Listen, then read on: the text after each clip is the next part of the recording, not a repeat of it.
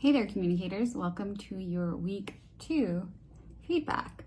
So let's get started with some things that I saw. So when you answered your D2L general questions, I saw a lot of great things that you all discovered. A few that stood out was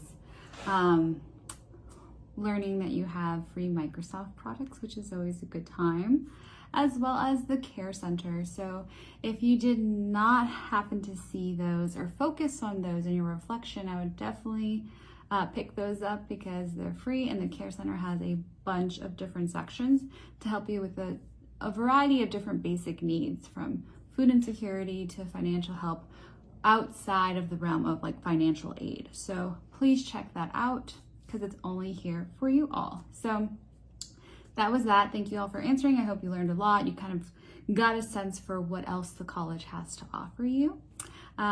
Going up to general updates, please check your spelling and punctuation. A quick review, a quick glance doesn't hurt anybody. It's only going to benefit you. I got an email the other day telling me that every student at Lone Star now has access to Grammarly Premium. Now, I've mentioned Grammarly in the past as a free application to help you, kind of like a spell check, but you can put an extension on Word documents, on your email, on different websites to kind of help you make sure that you're maintaining that proper grammar.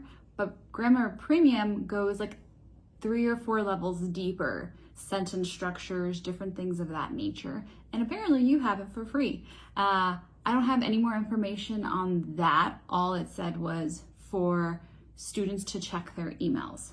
So check your email. You should have Grammarly Premium for free, which does usually cost money, but it'll be free to you all. So yay for spelling, punctuation, capitalization, and all the things in between. So go on to the brainstorming activity. Wonderful.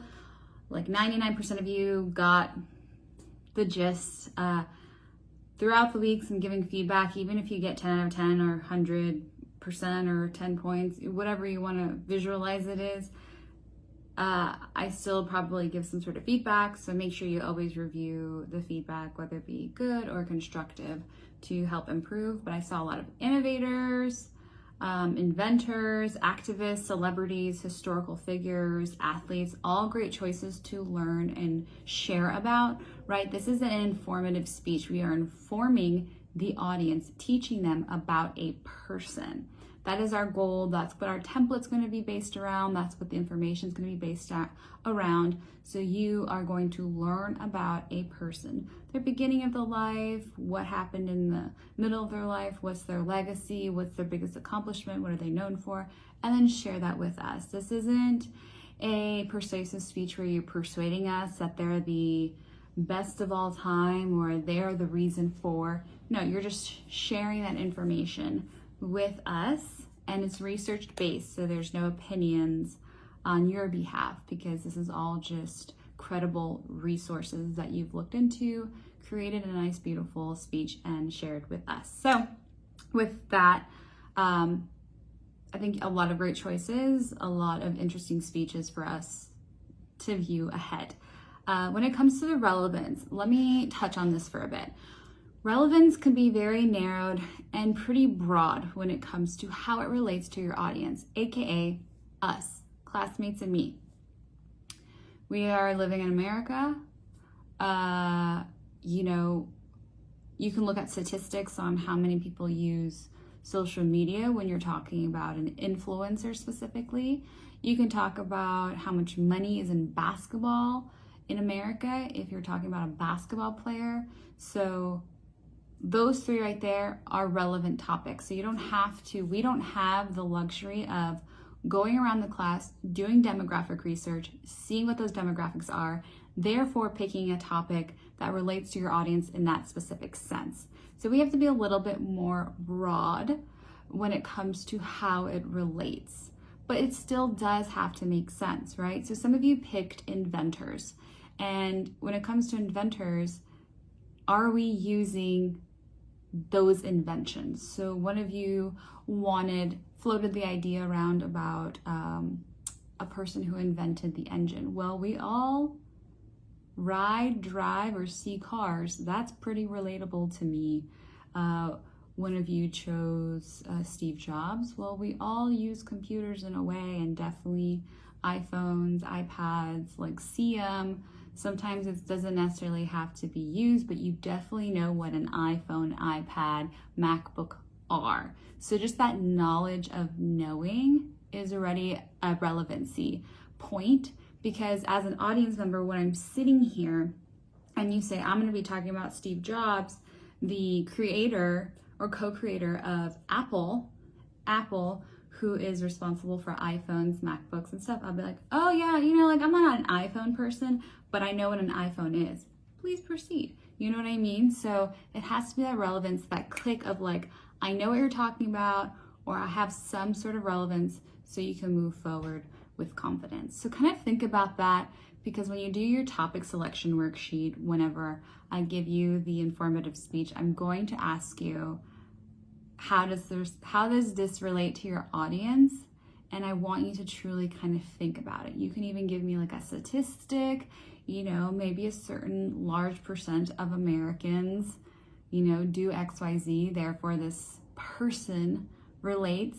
It can be, some of you did activists, so generally speaking, you can look at statistics, you can look at like the reformation that they did for us in the US. So there's a lot of different ways to look at it. If you're kind of stuck on it when we get to that point, or you have a few different ideas, just email me, ask me some questions. We can kind of like work through it together and find the best statement to share when you are sharing it in your presentation. All right, that's enough about brainstorming. Let's go on to our final assignment that was in week 2, which was our perception PowerPoint. I will not say that very quickly 3 times in a row. But thank you so much for all of you who shared your experiences. I am sorry that these types of stereotypes that some expressed about happened, but I hope for more education for the population in the future, therefore creating more understanding and cultural understanding on top of that. Because I do think it's just a lack of awareness and education that creates some of these barriers that we're seeing. And it's quite unfortunate, especially since we've evolved to a time of 2022. So for future presentations, please be careful of harsh colors, thinking about typing in green or red. Those are the most common colors that people have a hard time seeing, just as a person without a disability, but those who are colorblind also can't see those. So they're just very harsh colors. You don't need to have a presentation that's just like wild. Simple, clean design is better. As an audience member, you don't want, or as a presenter, you don't want your audience members to be focused on the PowerPoint. You want them to be focused on you. So just very clean. It should enhance your speech, not take away from it. This was different because this is a turn-in assignment without a presentational part of you, but just something to think about if you ever have to do a presentation with a PowerPoint. And please check your email daily. That's it. That's all we have for week 2. Thanks for tuning in. You'll hear from me shortly, but get going on your week 3 assignments. We are kind of moving along, and eventually you'll be like, oh wow, we're pretty close to the end of the semester. So keep up the great work, keep learning, keep growing, keep improving, and we'll talk soon.